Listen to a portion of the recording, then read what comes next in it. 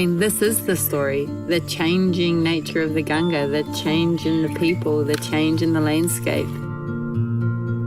We have to say that Ganga will or should not ever be destroyed. The special thing about us is that we come from different backgrounds, but it doesn't matter because that's irrelevant when it comes to us needing water and needing natural resources. We all need it. The river itself, as it gets to populated areas, you can really feel the change. It smells different, it looks different. There are so many complex issues associated with why the river is like it is and why people treat the river like they do. But part of the journey is experiencing that change that the community have and that feeling that the community have with the river as well.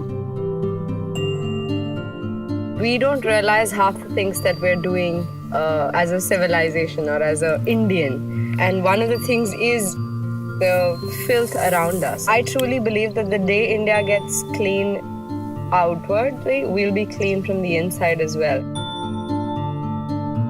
We try really hard in the villages to just understand the mindset and figure out what it is they're looking for in terms of how the river works for them or doesn't work for them and what's creating those pressures. And naively, you come in from a well-developed country and you have these set ways that you look after a river and the kind of things that governments do and how civil society works around it and NGOs, and you come here and you go into a village and they've got absolutely no support. You'd never get that story if you were to read a book or talk to a politician or be in the city. You have to be here and you have to have those conversations.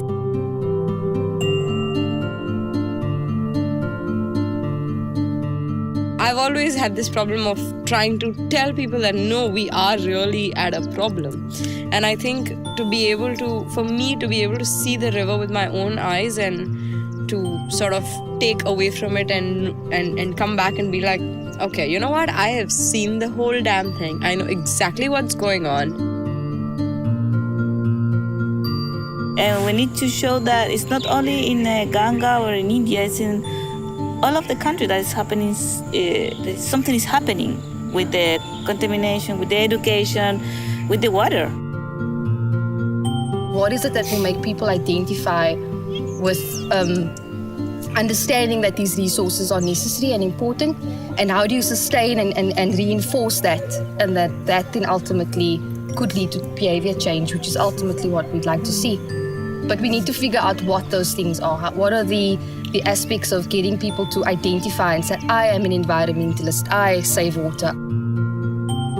We wanted people to really think deeply about how it is they could leverage and utilize this experience and carry it forward. Because the work is happening now, but it's really going to happen when we get home.